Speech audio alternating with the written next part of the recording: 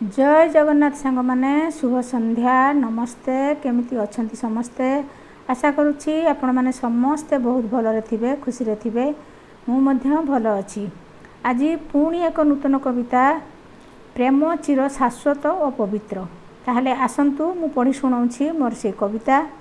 प्रेम एक एमितिका पक्षी पारे नाही केही ताकू देखी केतेबेले मने आसी दिए बसा बांधी स्नेह जालरे पुणी केबे दिएछंती बुझे नाही सीए किंतु छंद आउ कपट धीरे धीरे होई थाए से कथा प्रकट ममता डर सीए बांधी दिए मन हजि जाए सेतेबेले सबु बुद्धि ज्ञान नुहे प्रेम अपवित्र कलंकर दाग प्रेम चिर शाश्वत और मनर चिराग मनसागर रे जेबे आसे प्रेम जुआर सेतेबेले लागि थाए सबु किछि असार किंतु प्रेम जुआर रे पड़े जेबे भट्टा सेतेबेले मने सते लागे भारी चिटा अनुभवी जीए निश्चय यह जानिथिबे मो कथा सत कि मिछ निश्चय कहिबे। लेखिका सुरभिराणी पुकुन रहिली नमस्कार। मो कविता जदि आपण मानकू टिके भी भल लागुथा ताहले लाइक कमेंट शेयर निश्चय करिवे।